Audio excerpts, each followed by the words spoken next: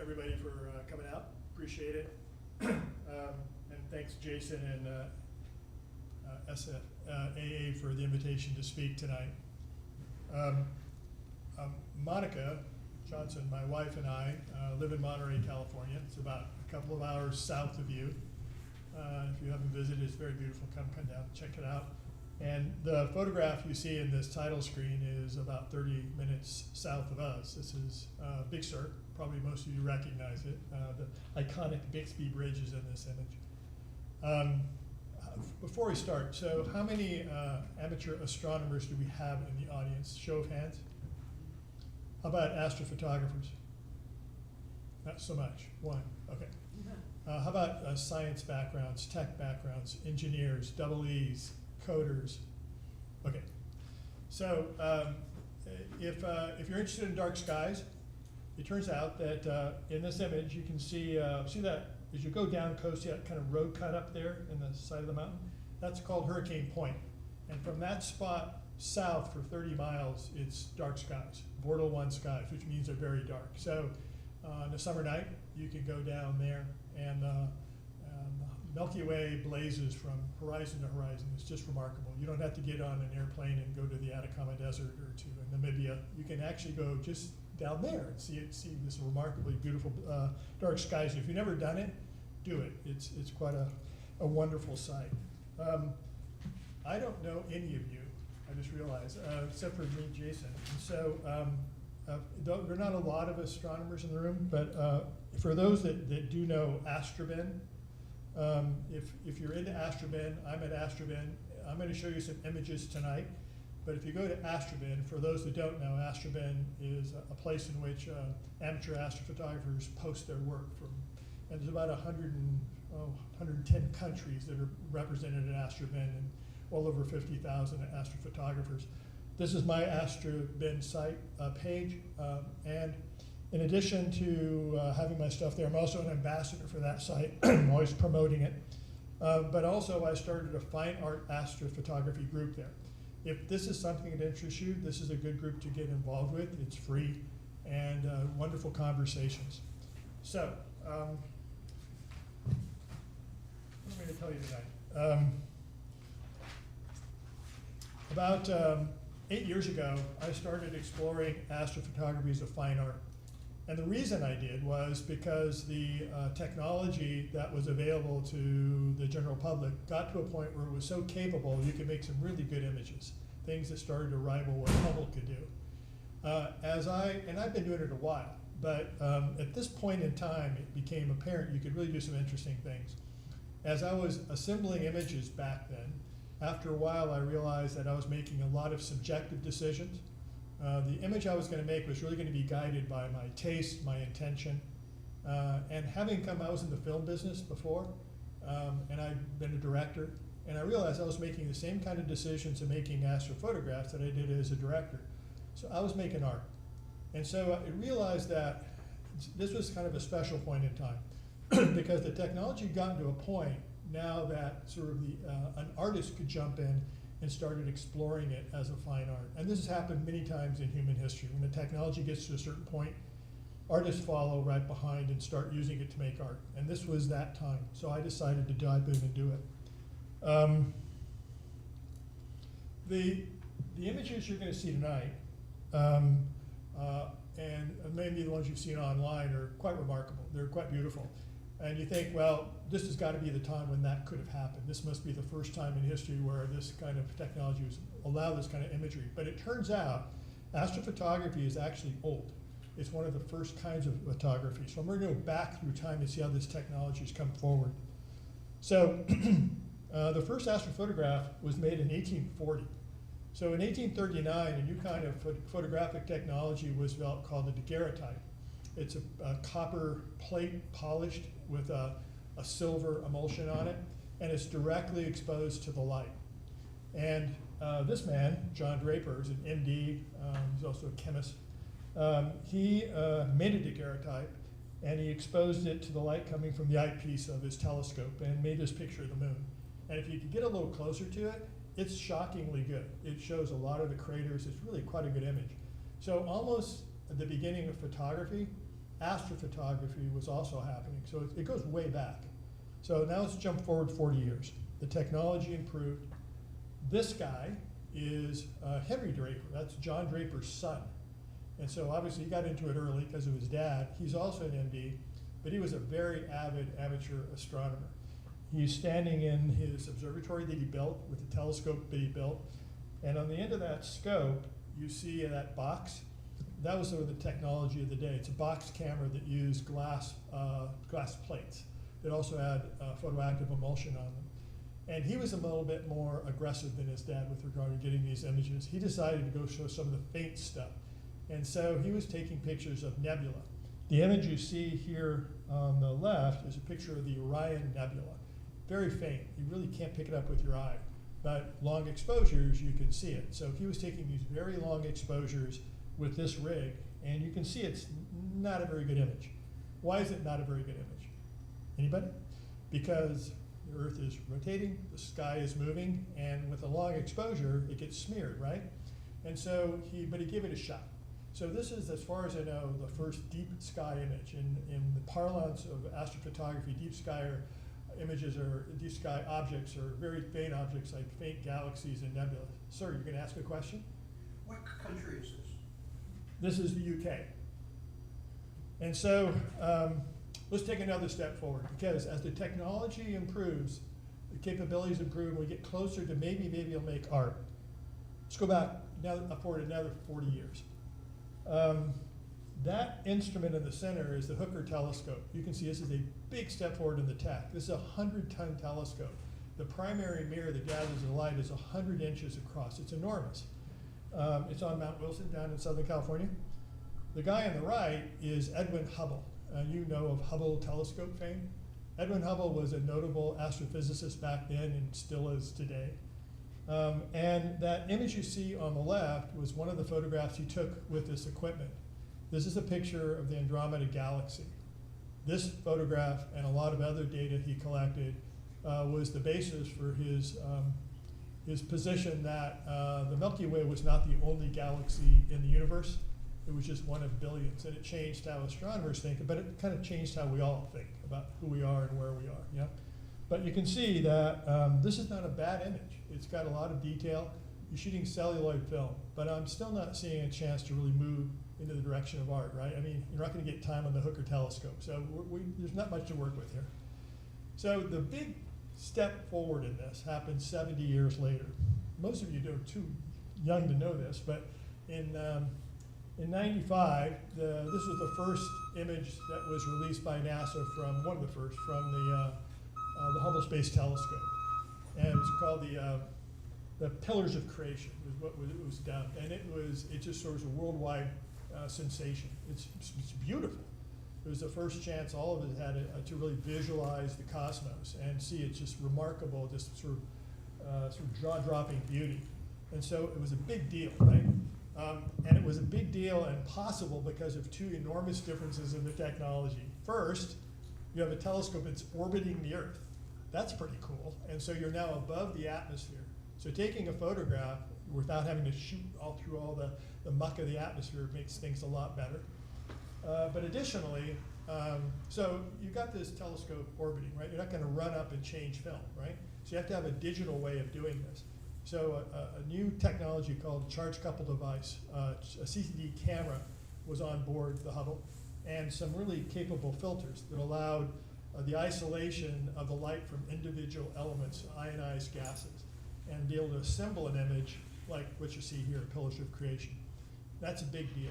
And so back then, I'm a filmmaker. I have well, we'll talk about that. I was a filmmaker, and I saw this and thought, man, I could take some great stories to get my hands on this, but that wasn't going to happen.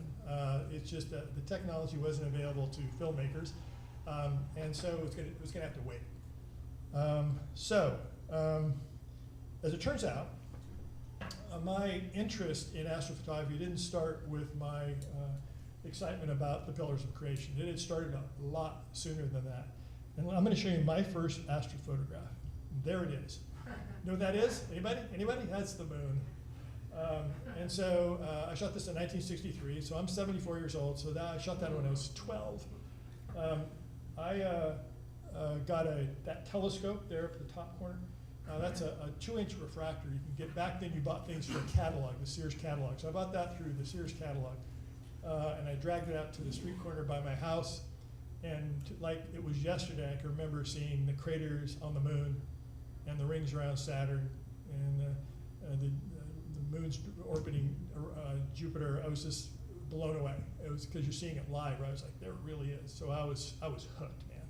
And so after a few weeks, I endeavored to share what I saw with other people. So I made a camera. It's that devilishly clever design there on the bottom. That's a box camera I made with a shoebox and a couple of strips of copper, and it held a piece of photographic Lightroom paper in place. I fixed it to the eyepiece and put a piece of cardboard over the front of the telescope to act as a shutter, and it did these long exposures, usually 45-second, minute-long exposures, and got that picture. Now, do you see what happened here? Just me and Henry Draper had the same problem. I was not able to track the movement, and over a 60-second exposure, it got smeared. But made that picture pretty exciting back then in 1963. The ability to, well, a motorized mount to rectify this problem, that was an exotic piece of equipment in 1963, and certainly not within the budget of a 12-year-old. So it was going to have to wait. So let's go forward 30 years. There's, now it's mid-90s or so, 96, there we go, 96. So I had been in the media and the software business, and my company was acquired by Harcourt Brace. Anybody know who Harcourt Brace is? Anybody? No. It's a big publishing company. It's a Fortune 500 company. They bought my company. And so I had all this money burning a hole in my pocket. Most of my friends back in Silicon Valley in the day, they bought Ferraris. I bought that telescope. And I bought a house in Tahoe. And this was, in Tahoe, you're not allowed to build things, and so couldn't build an observatory. So this is the biggest telescope I could carry from my house to my pier. It was a 10-inch Schmidt Cassegrain on a motorized mount. I did another thing, though, too. I was first in line for a CCD camera that was available to the public from a company called Santa Barbara Instrument Group, SBIG. I see you leaving. I've got your number. And so I bought a CCD camera, and it was nearly as capable as the one in Hubble, but it was pretty cool. And so I'm up in Tahoe, and it's dark skies, and I'm able to take these long exposures with this CCD camera, and I'm visualizing these faint nebula and these galaxies. It was really cool. However, it was also not high quality, right? It was grainy, black and white, wasn't a lot to work with. If you wanted to make a more beautiful image back in the mid-90s, you were still shooting film. And so this image here is, for some of you may be old enough to remember Comet Hyakutake, which came through and was blazing of this blue-green streak across the sky for, gosh, days, maybe a couple of weeks. And up in Tahoe, it was quite beautiful. So I shot this image with film, but you also were guiding the telescope to take these long exposures by hand manually, so it was really tough. So it's not a bad image, right? But it's not, well, I'm not smelling art there. It's just hard to get to a place where you can do anything creative with it. You're just mostly documenting. So the time, let's jump toward another, say, 20 years. Now it's the 2015. By 2015, a lot of the tech that had been on board the Hubble was now more generally available to the public, including, and the camera technology had actually improved quite a bit since then. And so when that happened and I realized the possibilities, I jumped in big time. And I built an observatory in my backyard. I live in Monterey. And I bought a bunch of this gear. And so what you're looking at, for those that aren't familiar, is you can see that white thing is a mount. And the black thing on top of it is a motorized device that's actually tracking the sky. Big white telescope. The red thing on the end is the camera. It's a camera, it's a special camera just for astrophotography. And it's special because it doesn't have any filters in front of it, just has a naked sensor gathering the light. And it also is cooled electronically. And so I can keep the temperature of the camera down to around -15 or 20 degrees centigrade. Why is that important? When you take a really long exposure, it heats up. And the heat makes the image less good. And so in this way, I can keep the image quality high. But the big deal is in that little black cylinder in front of the camera. In that are filters. Filters that allow me to isolate the light from just individual elements. The emission spectra from hydrogen, from oxygen, from sulfur. And because of that, I can take long exposures, but also it gives me a lot of creative control when it comes to making images. I can do a lot of things that otherwise I couldn't do. So with this rig, I began working to make, I began really sort of exploring astrophotography as a fine art. So let's stop there for a second. So I just hit you with a bunch of tech. Now we're going to jump into art. How many artists do we have in the audience? Any artists? There's one. What, visual arts? Yes. Visual arts? And I know I have a bunch of tech people. So to do this, to sort of dive in and explore this as fine art, you've got to have a little of both, because you've got to be comfortable with all this tech, but having some artistic sensibilities is a good idea. And I'm lucky because I actually have both. So as it was mentioned, I have a doctorate in marine biology from Scripps Institute of Oceanography, and I wrote research papers and I taught at Scripps. I was on faculty. So I've done a lot of science. But additionally, I studied art in college as well, painting and drawing, but I got really interested in cinematography. And so after college, actually during graduate school, I began producing and writing for, you guys know the BBC, right? And PBS. Back then there was a film company called Encyclopedia Britannica Films. That was a big one. And anybody remember Jacques Cousteau? No. Some of you must know. And so I worked on the Jacques Cousteau, produced the Jacques Cousteau television shows. So, but because of that combination, I learned about how to make images, but also how to tell stories. But I also knew the sort of the art tech side, so that was lucky for me. But it also means there's no job for you, because no one will hire you because you don't do anything very well. So I had to start my own company. So I started a media company called Archipelago, and it got big. We made multimedia software, and we made television shows and videos and all kinds of books. And that's the company that was acquired by Harcourt Brace back in the 90s. So at this point, most people ask me, that's great, Gary, so how do you make one of these images? I mean, it's not just like a snapshot, right? It is not just a snapshot. It's more than that. And so I've told the story of how to make this so many times. I finally decided to make a short video to tell that story. It's 4 minutes long, and it will give you kind of a high-level understanding of how to make one of these images. And so I'm going to play that for you. And Jason is now running around to see if he has the volume up. And Jason, you tell me you want me to go start.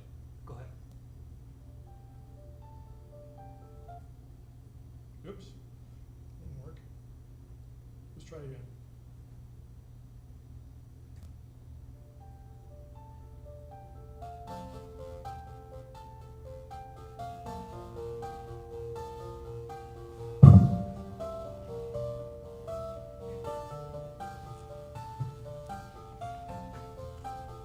When the sun goes down, the sky becomes a sea of stars.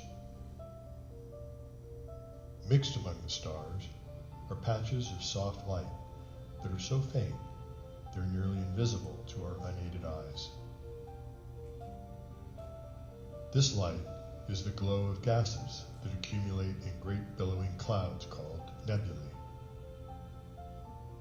They are the nurseries of new stars, and the remnants of stars that no longer shine. This faint light is ancient and tells the stories of our galaxy. To visualize this ancient light requires a special type of photography called astrophotography. I'm Gary Lopez, and this is my observatory in Monterey, California. Astrophotography takes specialized equipment, including a telescope, an electronically cooled camera that can take very long exposures, and a precision mount that tracks the stars as they move across the sky. With changing sky conditions, it can take days, weeks, sometimes years to gather the needed exposures to make an image. I take hundreds of faint, fuzzy single exposures and stack them, one over another, to build an image with detail and depth.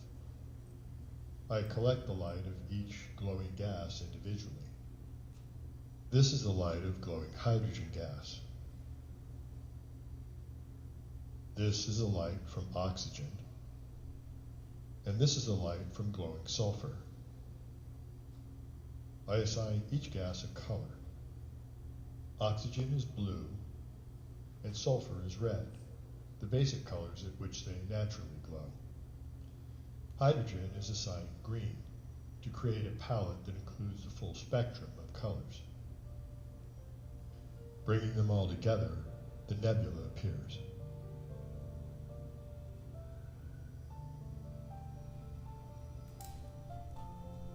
My goal in making astrophotographs is to create images that are beautiful and dramatic. I spend a lot of time experimenting with printing techniques and materials, striving to find approaches that capture the emotional impact of my images.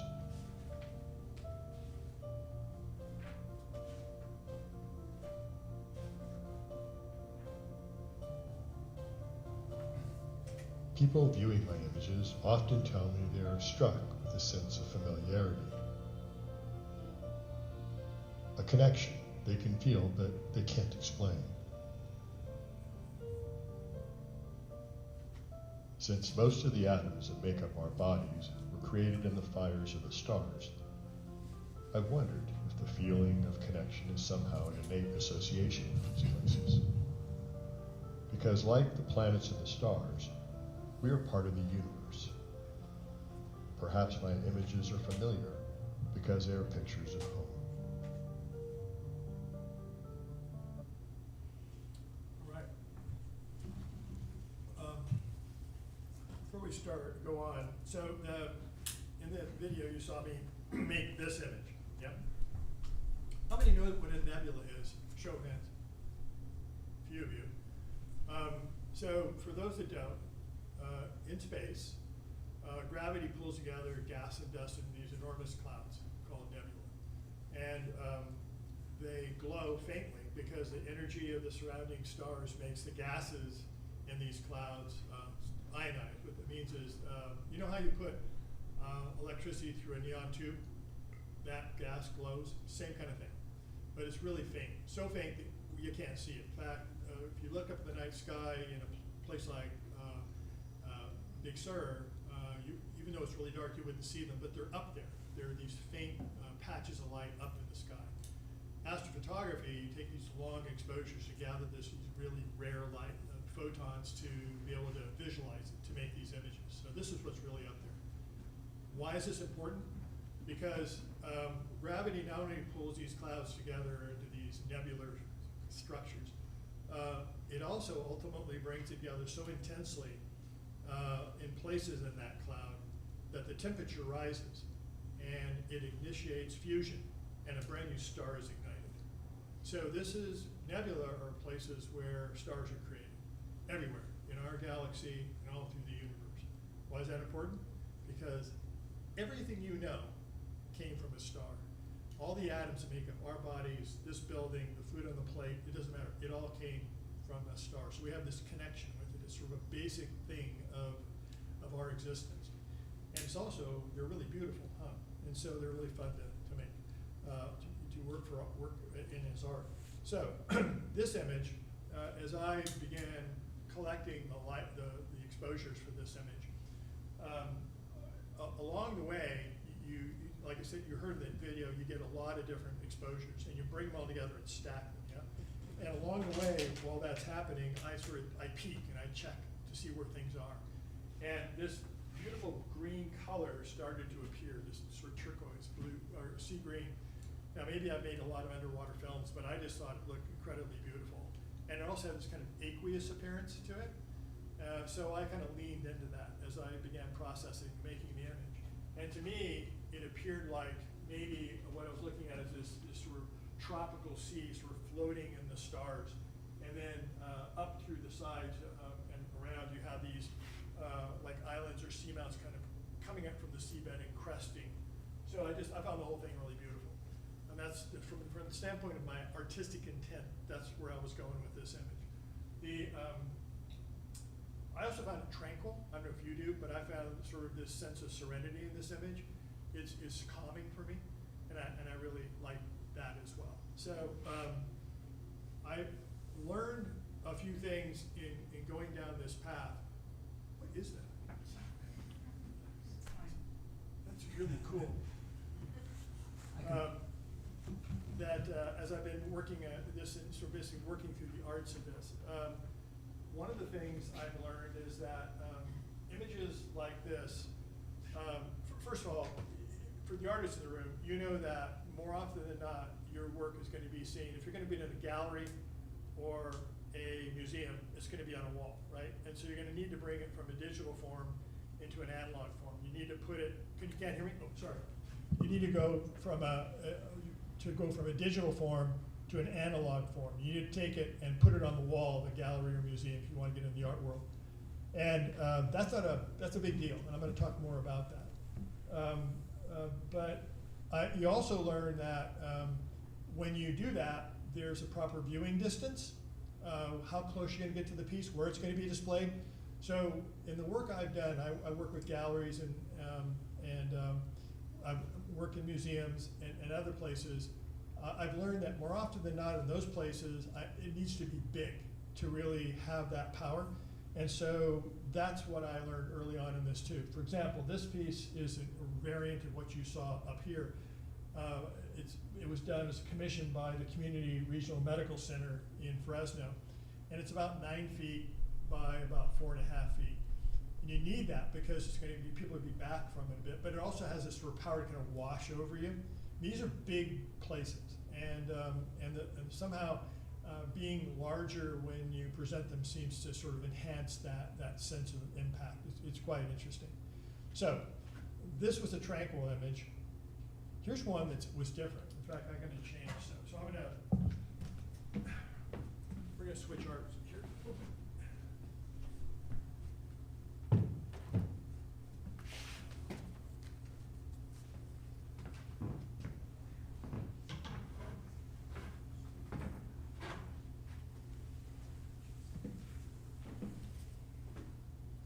When I saw this, it hit me as being frenetic, chaotic, nothing like what I'd seen before. And so I leaned into that too. Also for me, see this big star right there in the center? That star is a relatively new star, and that churning, roiling dust that surrounds it, that churning and rolling is caused by the energy from that star. So for me, the narrative I'm telling with this image is a relationship between that big star, new star, and that gas and dust. So first thing I did was took all the other stars out of the field so we could concentrate on that. That's the story we're telling. Another thing I endeavored to, well, for this image, actually early in this exploration of fine art, this is one of the first images in which I decided it was time to start experimenting with some of the tried and true approaches that fine art photography has developed over the last 100 years.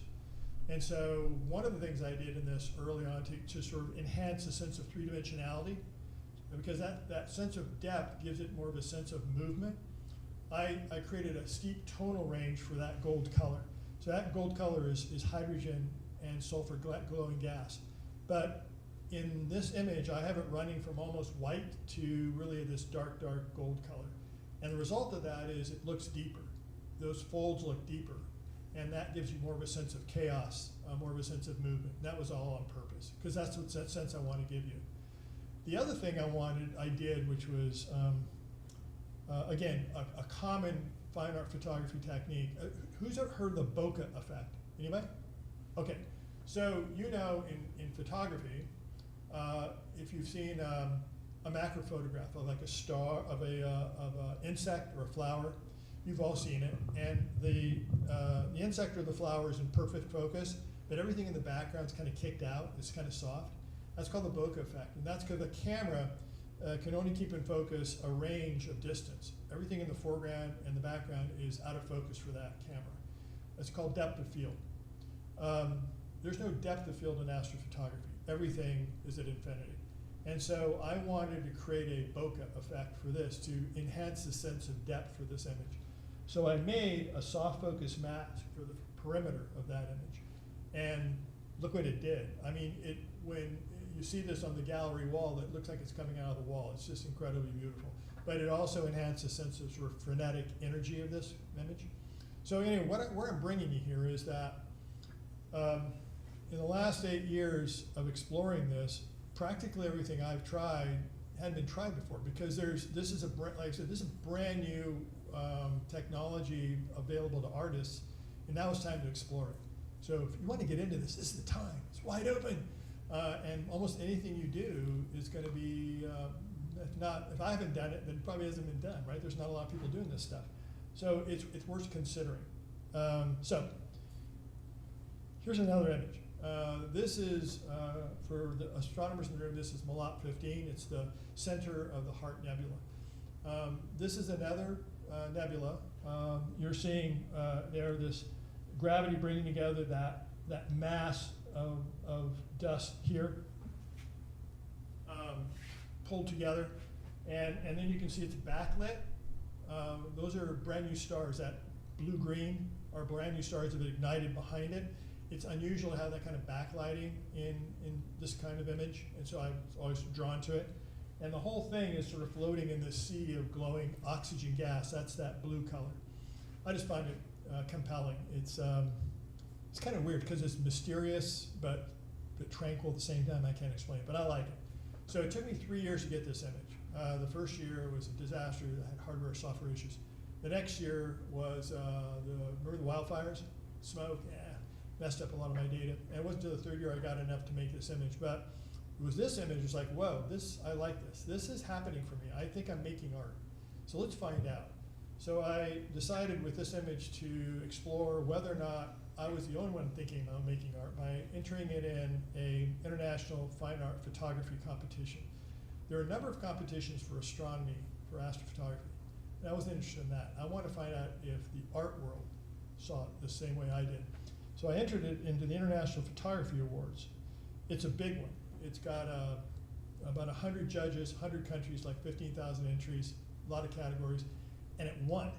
It won the nature category. In fact, it not only won it, they started a new category called astrophotographer from that point forward.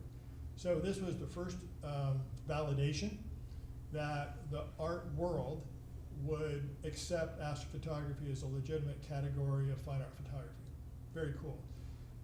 And so for the next number of years, I continued exploring this with other contests, international contests, and it just kept happening, kept really being recognized. You know, this is the last one. This is an image of the Orion Nebula that took the silver at the Paris Photo Prize in '23. So at this point in time, 5 years after going down this path, almost every major international fine art photography competition accepts astrophotography as for entry, and some of them, more than half of them, have a category for it now. So again, if you're interested in this, this is a good time because it's just kind of opening up, right? This is a great time to get into it because there's so much to be learned. Okay, for the artists in the room, you know that you can make your art and you need to put it in front of an audience to find out whether you made it or not, because you're making something that you intend to have some kind of emotional response or connection. The only way you're going to find that out is to put it in front of your audience, right? And sometimes it works, sometimes it doesn't work.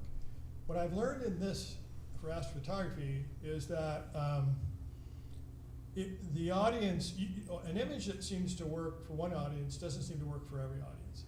And this is a perfect example. This image is kicking butt in the fine art competitions and can't get the time of day. I've never sold this in the gallery once. And on social media, it's basically been ignored. And so you put it on Instagram, it's kind of, yawns its way along. By contrast, this image, this is the California Nebula. I always thought this was a very beautiful image. And again, it did okay in the competitions. I sold it once in 5 years in a gallery. It's never been in a museum. But on social, look out. On social, it went up may have been the Paris Photo Prize. Anyway, it got 110,000 likes in like 2 days, 3 days. It just went nuts. So you don't want sometimes things go viral, you don't know why. But the point is that as you're pursuing this, if you go down this path, if you want to explore this place, astrophotography as a fine art, don't be disenchanted. Don't be sad if your stuff doesn't get notice of your audience. If you like it and it's really working for you, then there's probably others for whom it's going to work as well. And I'm going to come back to this theme at the end of this talk. Here's an image that seemed to make everybody happy. For whatever reason, this image, this is a place in which there's a lot of brand new stars being ignited. It's done really well. I've sold the heck out of this in the galleries that represent me. It's done really well on social. And it's won everything on competitions for whatever reason. It just seems to do really, really well. And so you just don't know, right? But from this image, I want to talk about another important aspect of pursuing this as a fine art. And that's that earlier thing I said about going from a digital media to an analog representation. That turns out to be a non-trivial step. You know, when you're making an image digitally, you're looking at it on a computer screen, so that's transmitted light. Now you're going to take that image and you're going to put it onto some medium. And now you're going to light it with reflected light, like this. The luminance, the chroma range, a lot of things that may have made it really beautiful to you on your computer screen go bad when you make that transition. And it's a non-trivial step to bring it over. Sometimes you can capture a lot of it, sometimes you can't.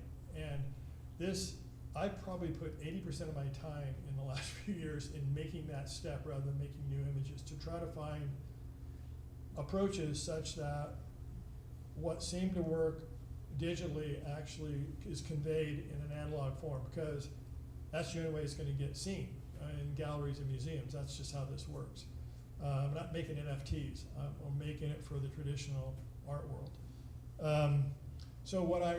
For anybody who wants to get into this, what I realized after a lot of experimentation was that for Emission Nebula, which is where I do most of my work, which are glowing things, I printed on a kind of reflective high-end photographic paper. For any photographers in the room, Fuji Pearl, Kodak Metallic are good starting places, but it's not a standard print. It's a wet print. It's Kodak R4 processing, so it's an optical print. It's not a digital print. You're optically burning the image onto the film and then processing it.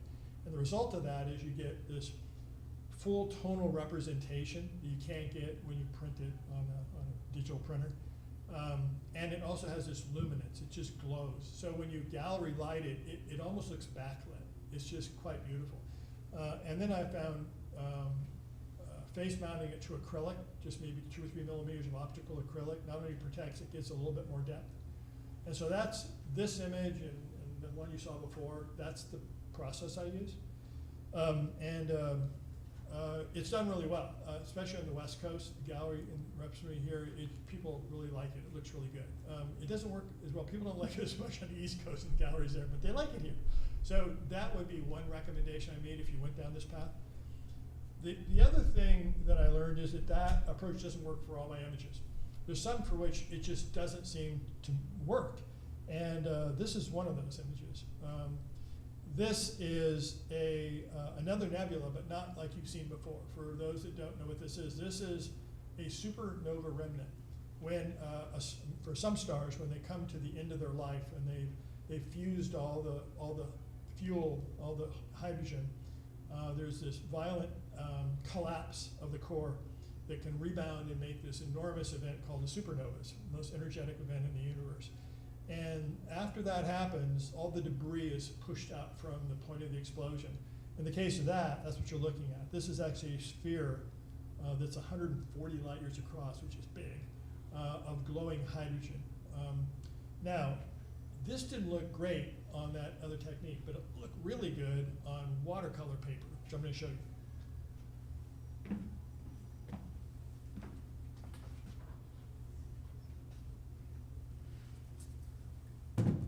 Oop, don't do that.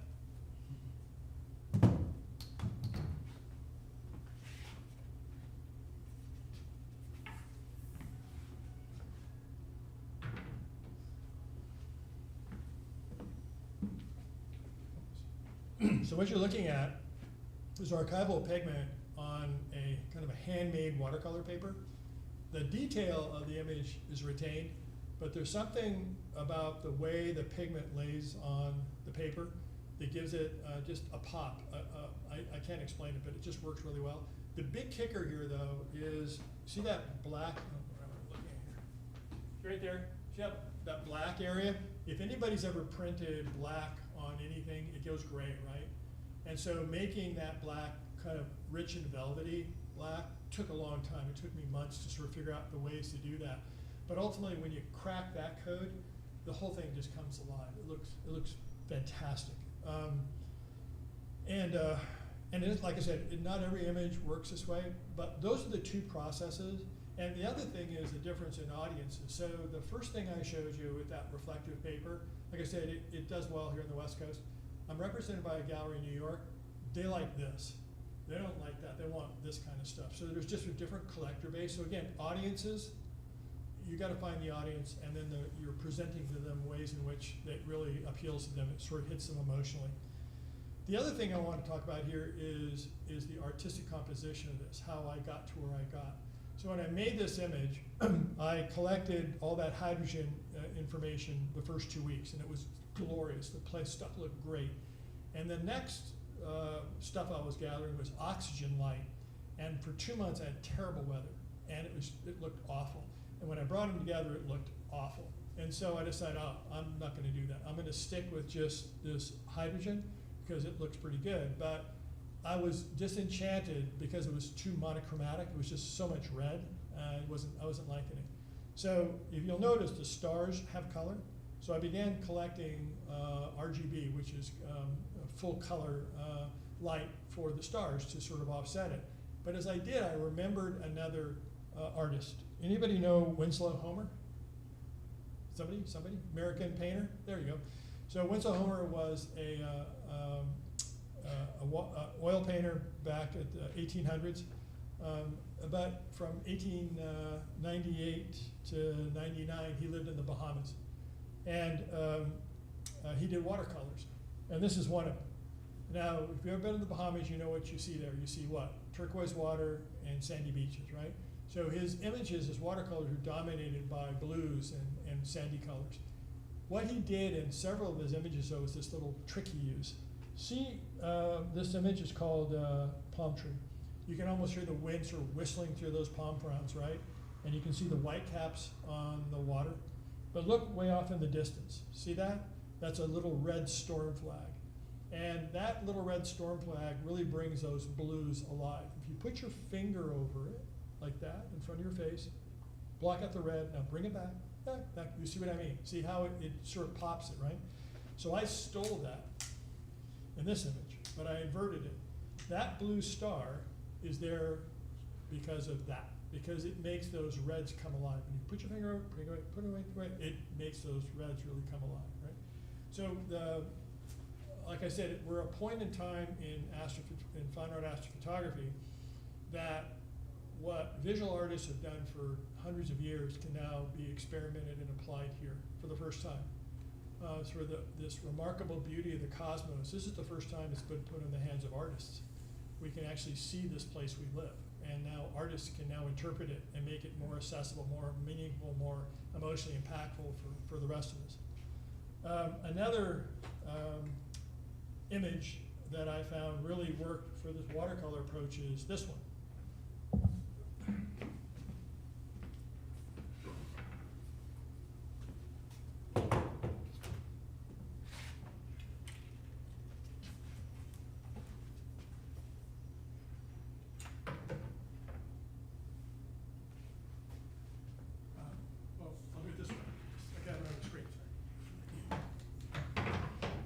space. You can go either way. So this is another nebula, and this one's particularly,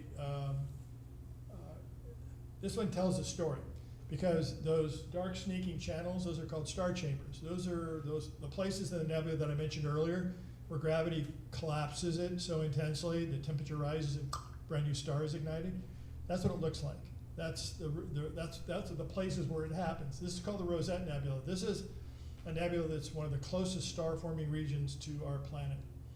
When I made this image, there's a lot more stars in there, but they got in the way of seeing that detail, but also see that sort of transparent depth to that. You're looking through this glowing dust, and I found it really quite beautiful. And it didn't work as well on reflective paper, but it looks great on watercolor paper. It just is spectacular. So again, it comes back to, if you're exploring this space, experiment with different media for presentation, because the results of what the person feels, what they see, will be different one to another. Okay, I also have experimented with black and white, and here's an example of that.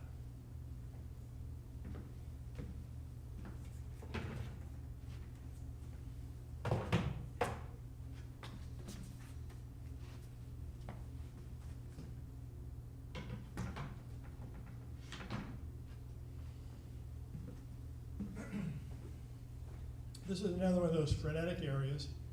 In black and white, you can do things you can't do in color, right?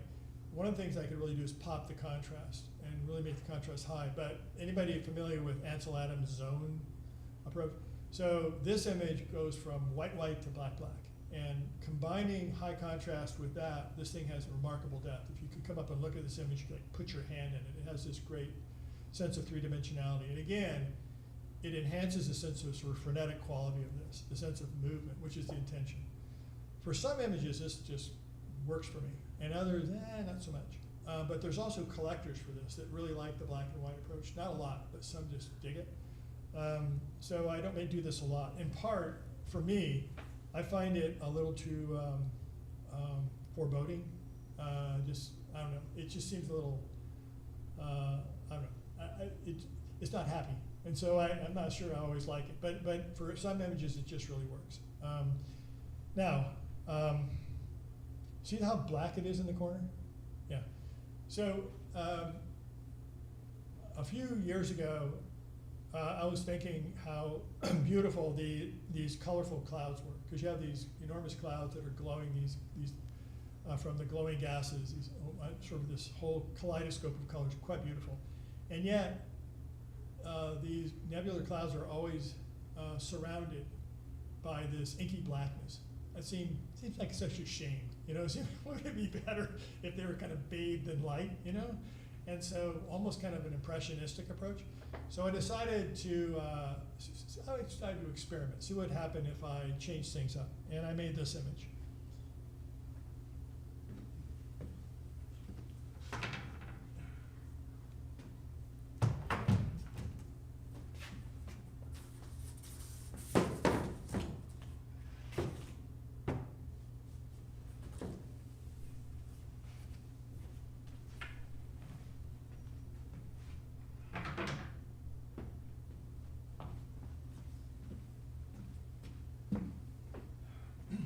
This is another one of those ridges of dust. But in this case, now I've inverted the luminance, the white and black in the image. It's not, I can't just like flip a switch. It turns out when you do that, the whole thing goes to hell. You actually have to do it in this sort of layer by layer approach. And I figured out a way to do it where I could retain the midtones, keep the color, the palette I was looking for. And yet, what happens when you do that is all this detail, all this subtle veils of dust that are sort of hidden in the inky blackness, they become apparent. And it's used by astronomers a lot for black and white. They invert them all the time to see this stuff.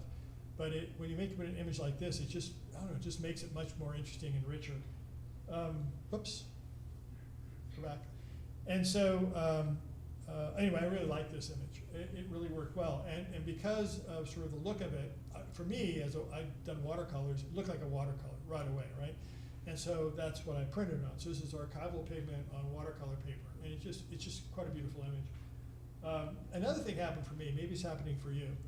I'm not seeing a nebula anymore. I'm seeing kind of an aerial shot of a rocky coastline. And you got offshore ocean, and you got this sort of storm blowing in off the coast. And I think in a lot of senses, but that's not what I'm looking at, right? We're not looking at 20-mile stretch of coastline. You're looking at 20 light year stretch of this dusty ridge where stars are made. And yet you see it. You see what I see, I'll bet. And there's that, it comes back to, from the standpoint of art, this connection you're making with people through things that have familiarity. And that's what an awful lot of this work ends up being. It sort of sparks people's familiarity, and they feel a connection to it. This is the place where they live. So this approach doesn't work for everything. In fact, it rarely worked for the various images I've made, but it did work for a few. And here's ones that I really found these quite beautiful. So these are the Heart and Soul Nebula. They're up in the sky now, up in the north. They're side by side. And when I inverted these, look, they became watercolor washes. Just spectacular. And now you have this sort of earthy ring surrounding this iridescent pool of blue glowing oxygen. So they went from being nebula to being like celestial atolls sort of up in the sky. Really quite beautiful. When I made these images a number of years ago, I put them on Astrophotography for my astrophotographer friends, and they hated them. And then I put them in the gallery, and nobody wanted them. And so it went on for a while, and finally took them off the wall and put them in the garage and kind of let them sit there. And then a few years passed, and the Monterey Museum of Art, the local museum where Monica and I live, was interested in putting some of my work in exhibition they were making. So the curators came to my studio and were looking through my stuff and kind of go, nope, nope, nope, nope. And finally I go, so I showed them these, and yeah, perfect, that's just what we want. And so sure enough, these ended up in the Monterey Museum of Art. Not only for this exhibit, but they were also acquired for their permanent collection. And again, this underscores what I was saying earlier about audiences.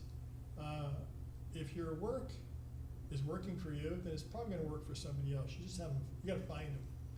And in the case of this work, curators in museums are looking for art that is cutting edge, that's sort of taking us to the next vision.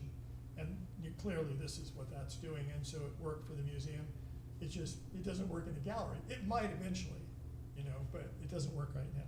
So I'm going to end there.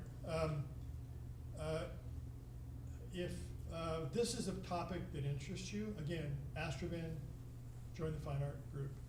If you come down to Carmel, my stuff's in Gallery Sur in Carmel. Tell me you're coming, and we can meet at the gallery and we can geek out on talking about this stuff. My stuff's always there, and I can show you what I'm working on. And then finally, if anybody is crazy enough to want to get into this, I wrote a book about it. I just published it on the New Art of Astrophotography, and I actually brought copies with me if you want a copy, or you can go and ask on Amazon and get it. And with that, I'll end and take questions.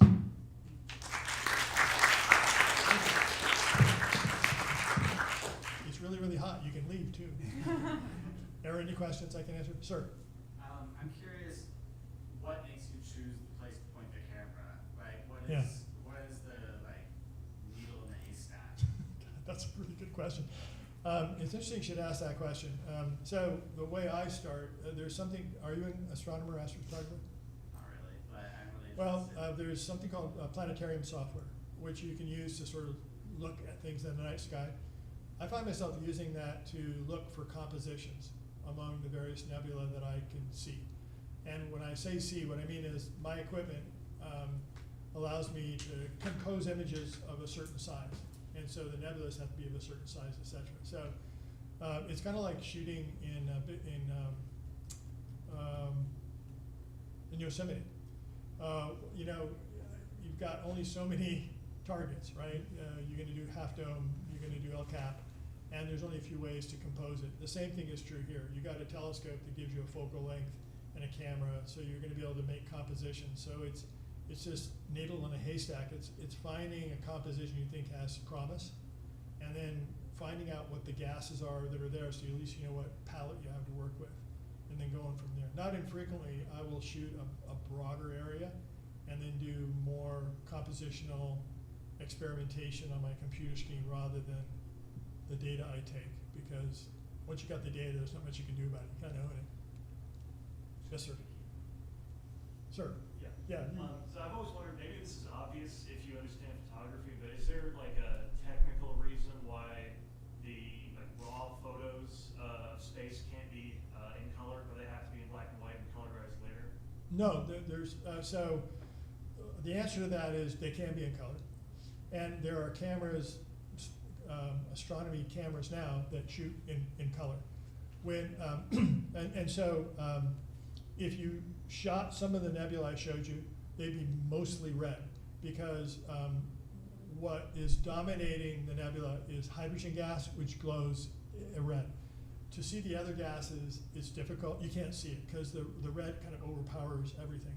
So a monochrome camera, so you just have a naked sensor, I can put a filter in front of it that keeps the hydrogen out and everything else out, and maybe just the oxygen light through, and gather that.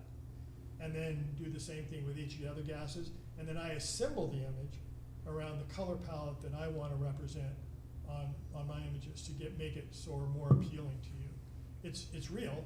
It's just that it's my interpretation of how I want those gases to appear to you, so I get the palette I'm looking for.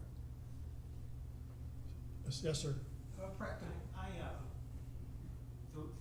The 140-year journey, between the two images of the Orion Nebula, Yeah. was extraordinary. Crazy, huh? Crazy. Yeah. And my question is, why did you choose a 5-inch refractor for your setup in Monterey, not like a 12-inch Schmidt-Cassegrain? Well, a couple of reasons. A 12-inch Cassegrain, it's ultimately gets back to a couple things. I use a refractor because I like the contrast of a refractor, and I don't use other kinds of telescopes because of the artifacts it has with stars. So I hate getting those things out. I'll add that star spike if I want. I just want to have it. A Schmidt-Cassegrain, you're right, that I could use that because it doesn't have the artifacts. But a 12-inch one, it's going to be so much magnification. It's not going to. I can't do what I wanted to do. I may be going to that in the future. And here's the other thing that's interesting that happened. So when I went down this path, I was shooting even more wide than that 5-inch. I was shooting even much broader because the compositions I was making, like that one of North American Nebula, that was shot with a 71-inch, right? Or a 71 millimeter. And so ultimately I thought I was going to go to where you're talking about. Turns out now I can actually rent that gear and just run it remotely. And so I don't have to own a 14-inch Schmidt-Cassegrain and hurt myself trying to put it on the mount. So yeah, but I kind of got to that place where the compositions that are left for me to make new art, I'm going to have to start magnifying and start looking for smaller places. Yes, sir. Being that astronomy and then astrophotography is such an expensive hobby, would you recommend a printer as a starter printer for 8x10s, maybe 11x14s? Obviously what you use is way beyond what I'm going to be spending. Well, I don't own it. And so my printer is a $1,000 printer that does 13x19s. It's a Canon. And I use it for my test printing. And ultimately, and so I dial in the file. So what I end up doing is I work with Bay Photo here and with Whitewall in Cologne, Germany, and with Weldon Color Labs in LA. Those are my 3 go-tos, depending on what I'm making. And I've worked with them long enough that I print on my machine, and I get it to where it looks right. But I'm doing that in concert with their printer. And so I know that when I send that file to them, what's going to come back is going to look like what came out of my printer. At least it's going to be damn close. but that's this iterative process working with their engineers, with their technicians to make sure I get it work. Because like this stuff I'm showing you, that didn't come off my printer. That came off of a printer in Cologne, Germany, right? The big ones, the $1 million printers. I have a $1,000 printer. What printer are you using? I'm using a Canon, I don't remember, it's a PX 1000 or something. It's it ain't too fancy, but but like I said, ultimately it's a matter of dialing in your file such that what you see on your printer is going to be coming back to you when it comes back from Cologne. And the other thing is, I'll tell you, this is, I'm just using straight up, like I said, just a regular Canon printer. I rarely use that for any of this artwork. I'm using this RA4 processing, so it's a wet processing. So anything I do in my printer is more of an approximation of where I want it to go. I will not infrequently do up to 100 test prints with the lab before I get it to where I want it to be. 20, 25 for sure, but I've done 100. You can't quite get it there, so you kind of test print till you kind of sneak up on where it's going to be to make a good image, a good print. Yes, sir.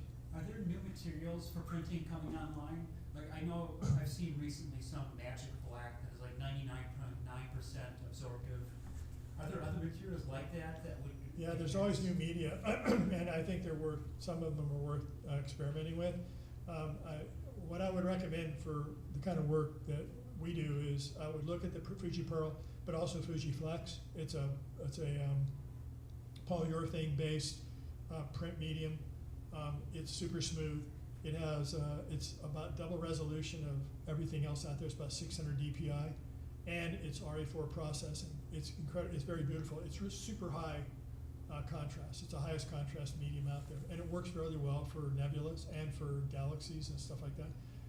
But it doesn't have that same reflective quality as Fuji Pearl. So that's something to think about. Then on the fine art paper side, there's always new ones. But like I said, this watercolor paper is Hahnemühle. It's a German company. It's Hahnemühle Torsion, and it really works well for our work. The other is Canson, Photographique.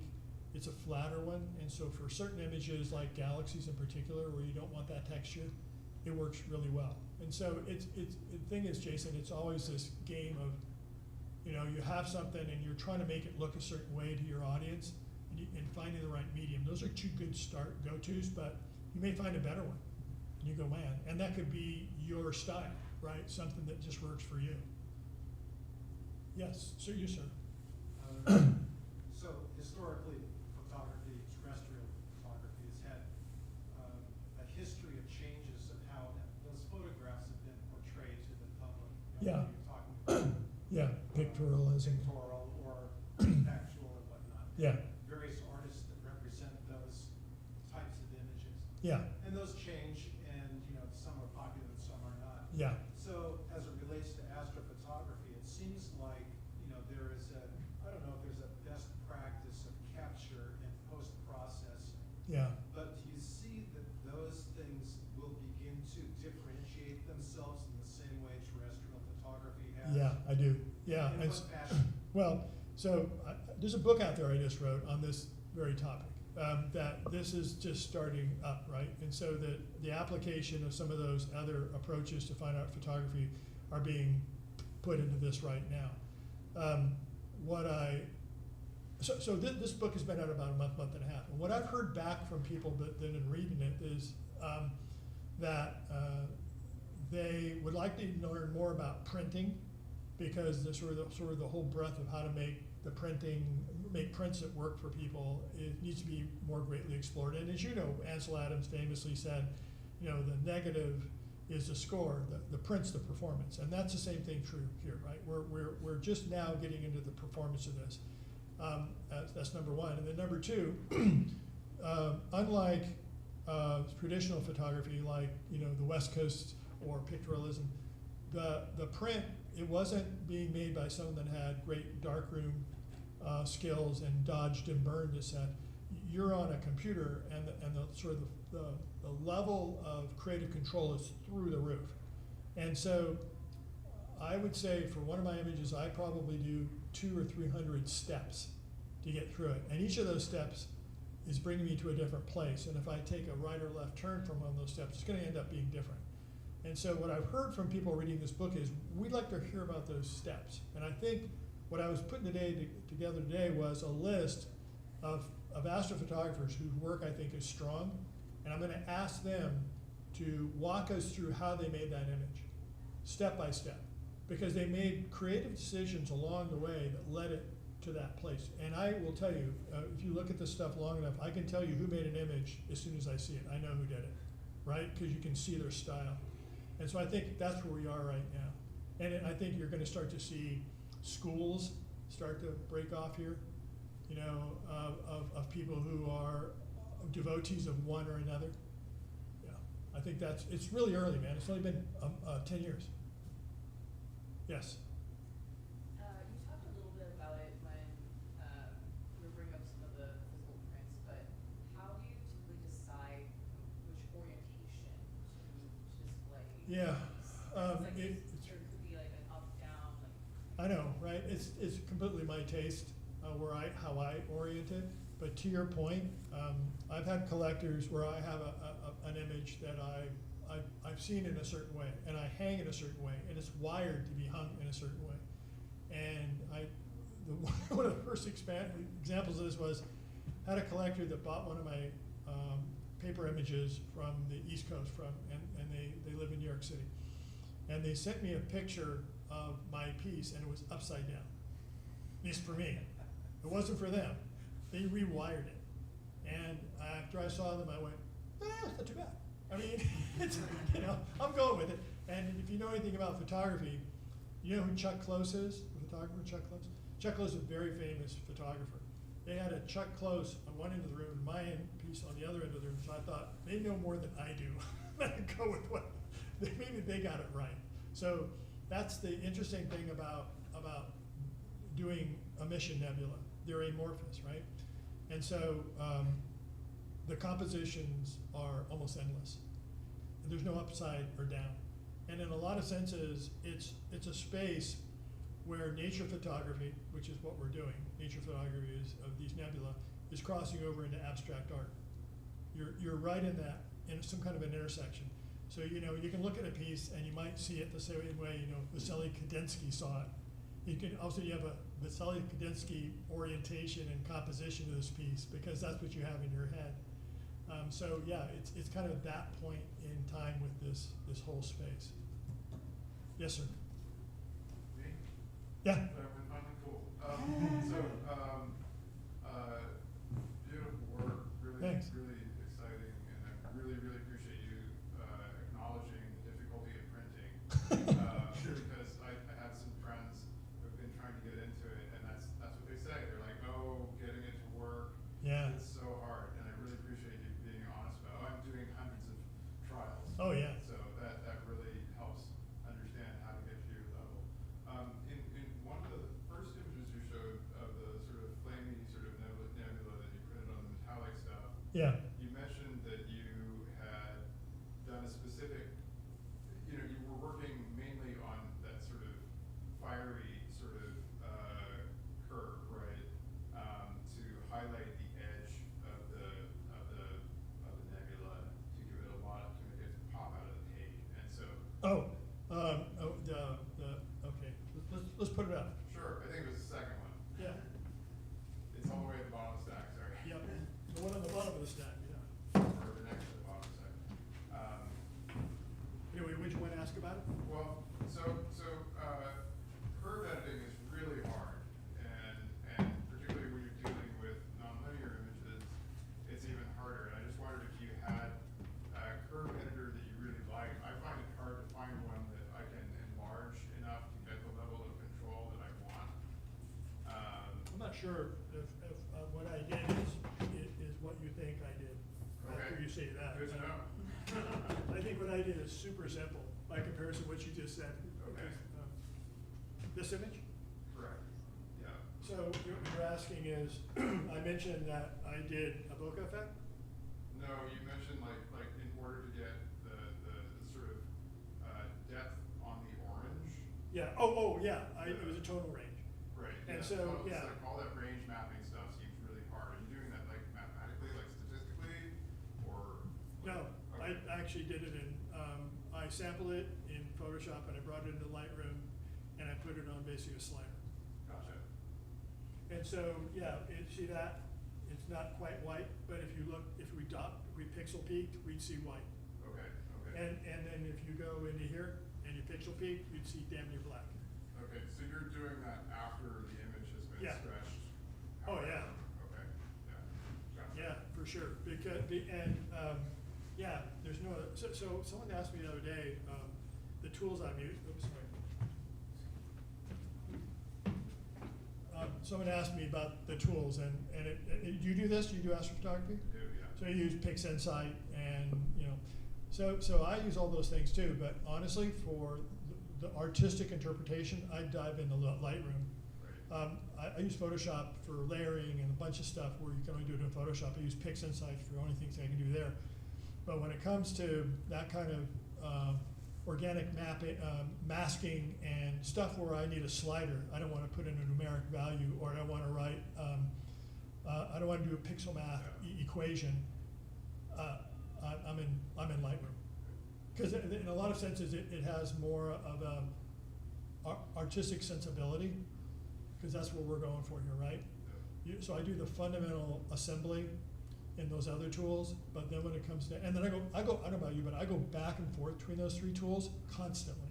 I'll do, you know, half a dozen revolutions through all three of those before I get to where I need to go. Yeah, yes. Awesome talk, thanks for that. Yeah. Curious if you'd like to share. Obviously, you put a lot of time and resources into this, yet you sold a number of pieces. Do you care to speak about your profitability at this point? My profitability for what? For selling Just it? in general, like for you. Oh, I've lost huge amounts of money. That's not Enormous. Don't tell my wife. Oh, she's right there. No, don't make any money. Cool. No, it's so if you go to Gallery Sir and see my stuff, the bigger piece will have $5,000 price tags on it. Yeah. I'm not getting all that, right? But at the end of the day, when you do 100 test prints, Yeah. Right. right? And so no, if you're thinking you can make a living at this, you can't. You can't make it. The only people who make a living in this space are people like Bray Falls and others who are doing courses. You can do courses and stuff like that and probably make a living. But selling art? Have you thought about lecturing or anything, or? No, well, I can command audiences like this. So if you all put in $1,000, yeah, sure. No, no. I mean, for me, I'm more interested in being part of the first people that explore this as a fine art. Because again, this is the first time in human history we can see the cosmos. And now put it in the hands of artists to now interpret it so that we can have different emotional connections to it, to feel it differently. It would be great for all of us to be part of that. People look back and say, oh, those guys did that, right? So yeah, this is an exciting time. I want to be part of that. Gary, I spend a lot of time on AstroBin. I also spend a lot of time on the astrophysics site because I own astrophysics refractors. Right. And I have to say that your work, which I've never seen before, is very original. Thank you.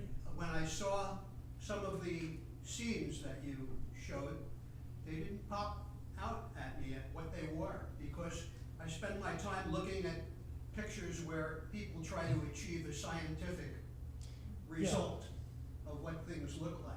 Yeah. And yours, the art in it does pop out. Yeah, thank you. And makes it something very original. I mean, the intention, people do astrophotography for science, and that's important. And I did a lot of science, so I understand how that works. But the other thing to remember about astrophotography, there's a lot of people at Astrobin that are doing mapping. If you point a camera and a telescope at a spot in space and get 1,000 hours, you're going to see supernova remnants that no one else has seen before. I'm sure of it. I mean, we're in the second generation of stars, right? So within our own galaxy, there's probably 200 billion supernova remnants. You're going to map them all. And so I'll look at that as you know, that's real science, I guess. That's mapping. But everybody else is doing art, whether you know it or not, because you're making so many subjective decisions. What I'd like to do is acknowledge that and maybe bring more artists into our space so they can help us understand how we can help people enjoy this, move their emotions, get connected with it. He wants to stop me right now. We can certainly come over for questions after. You may not be able to make a living at this, but with this SFA honorarium, you will be a tank of gas and a cup of coffee closer. So, thank you very much. I do appreciate it. Once again, no lecture next month. Thank you for coming out. Thanks, everybody.